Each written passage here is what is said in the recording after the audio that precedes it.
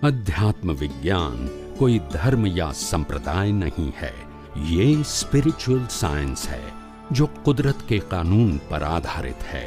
ये विज्ञान पूरे ब्रह्मांड के सभी रहस्यों को उजागर करता है और जीवन के सभी पहलुओं को समझने के लिए एक नई दृष्टि देता है।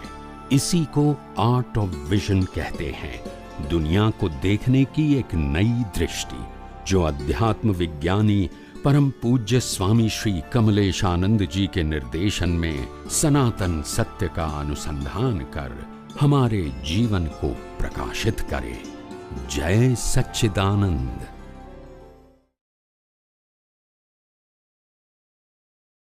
मान છે કે નહીં એ જોવું હોય તો કયો દાખલો છે?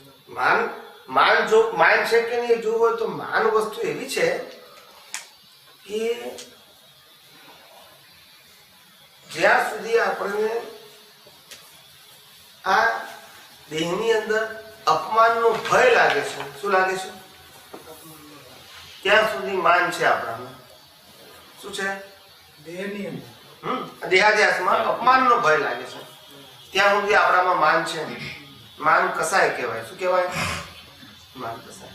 અપમાનનો ડર એ જ માન। શું કીધું? આશયમાં। દાદા કે છે કે આ જગતમાં કોણ માની છે? આ જગતમાં બધા જ એવી પ્રકૃતિ લઈને આવ્યા છે અને એવા હિસાબ લઈને આવ્યા છે, બધાને એકબીજા એકબીજાને અપમાન સહન કરવા પડે। કાળ જ એવો છે। હવે માન ખોળે શીખે છે? આ અપમાનના મહાન સાગરની અંદર તું માન ખોળે શીખે છે? બધા જ અપમાનિત છે। કેવા છે? એ ક્યાં બીજી રીતે પણ કેવા?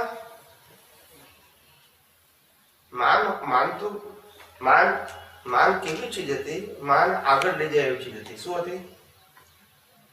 માન આગળ લઈ જાય એવી ચીજ હતી, પણ એ કેવું માન હતું કે ચારિત્રવાન માણસ માટે। કોના માટે?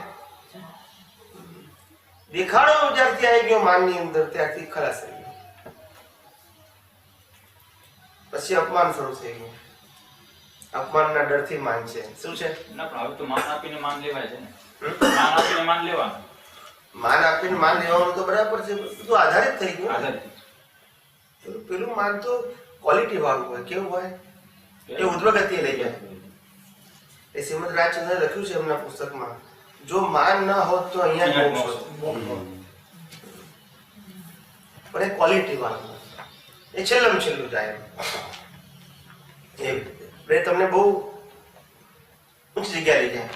એ માન વાળો માણસ જે હોય એ બધા જ દૂષણોથી બચી જાય। ચારિત્ર નબળો ન થાય। શું થાય? બધા દૂષણોથી બચી જાય। એ ક્વોલિટી વાળું માન। આ તો અપમાનના ડરથી માન છે। એટલે બે પ્રકારનું, એ એક રોયલ માણસ હોય, કેવા હોય, અને એક રીચ માણસ હોય। રીચ અને રોયલ બેમાં ફેર છે। રોયલ છે ને, રોયલ માણસ એ રીચ હોય ખરો, ના પણ હોય, પણ જે રીચ છે એ રોયલ ના હોય કોઈ દિવસ। રોયલ એ ક્વોલિટી છે। શું છે? અને રીચ એ પુણ્ય છે, એટલે આજે છે ને કાલ જતી રહે। અને રોયલ માણસ તો પૈસાદાર હોય, ગરીબ હોય, એની રોયાલિટી ના જાય, એ ક્વોલિટી છે। શું છે? પૈસાદાર ગરીબ થઈ શકે, રોયલ એની રોયાલિટી ના છોડે, એને ક્વોલિટી કહેવાય। શું કહેવાય? એટલે માન જે છે ભલે કસાય કહેવાય, પણ એ ઉદ્વગતિએ લઈ જવા વાળો છે। કેવો છે?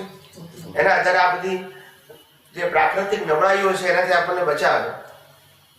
શું કરે? કે ભાઈ આપણને શોધે નહીં, આ બધા ના શોધે, એટલે આપણને બચાવે।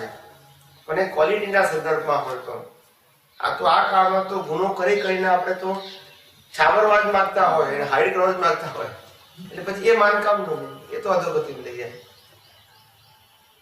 ડરને કારણે કરીએ છીએ, એટલે સંતાર કરીએ આપણે, એટલે એ માન કેવું અધોગતિ લઈ જાય। તમારી નબળાઈઓ બધી ઢાક કરીએ છીએ આપણે। શું કરીએ છીએ? એને લગતું માન છે, એને બચાવવા માટેના જ પ્રયત્નો। પણ એ બધું પ્રકૃતિનો પક્ષ કહેવાય. કોણ કહેવાય? એટલે પ્રગતિકારક ના થાય. એ ક્વોલિટી હોવી જોઈએ. શું હોવી જોઈએ?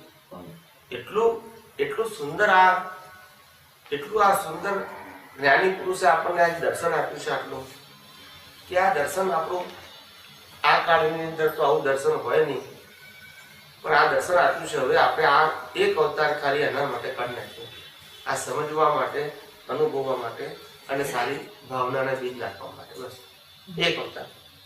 પછી બીજો અવતાર ખૂબ સુંદર આવશે. એક અવતાર ખાલી જાગૃત થઈ જાવ. શું કીધું? જે કઈ આ શ્વાસ ચાલે છે ત્યાં સુધી આજે જેવો સંજોગ છે તે એમાં બહુ ઊંડા ઉતરવું નથી, પણ કેવું જોઈએ છે એમાં તો ખાસ ઊંડા ઉતરવું છે. સમજાય છે ને? કારણ કે કેવું જોઈએ છે એ આપણું ભાવિ છે, અને કેવું છે એ આપણું વર્તમાન છે, કે જે વર્તમાન અંત થવા માટે આવ્યું છે. શેના માટે આવ્યું છે?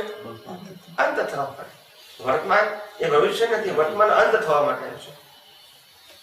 કારણ કે આપણું આજનું વર્તમાન છે ભૂતકાળને આધારે છે. શેના આધારે છે? આજનું વર્તમાન છે એ ભૂતકાળને આધારે છે. આજે જે મારું અંદરનું જે વર્તમાન છે એ મારું ભવિષ્યકાળ છે. બહારનું વર્તમાન એ ભૂતકાળને આધારે છે અને અંદરનું વર્તમાન એ ભવિષ્યકાળ. તો એ સાચું વર્તમાન છે મારું અંદરનું. એટલે ત્યાં આગળ જે આપણો આશય છે, ગોળ છે, ધ્યેય છે, એને અનુરૂપ બધી જ ભૂમિકા તૈયાર થવી. એને અનુરૂપ. એટલે બહારના સંતો ભણે ગમે તેવા હોય તો વચ્ચે ક્યાં આવે છે અંદર બીજ નાખવામાં? ત્યાં પાકા ત્યાં થવાનું છે. બીજ તો નાખી શકે ને સારા સારા. ભગવાન આ ના શોભે, આવો સંજોગ મને બિલકુલ પસંદ નથી. લાયા છે તમારી અણસમજણને કારણે, અજ્ઞાનને કારણે, અનાવડતને કારણે આ બધું ભર્યું છે એ નીકળે છે. એમાં કોઈનો વાંક નથી. શું કીધું? કોઈનો વાંક નથી. મારી અણસમજણથી, મારી અજ્ઞાનતાથી મેં મોહને બસ, અજ્ઞાનતાને બસ આવા બીજ નાખ્યા છે.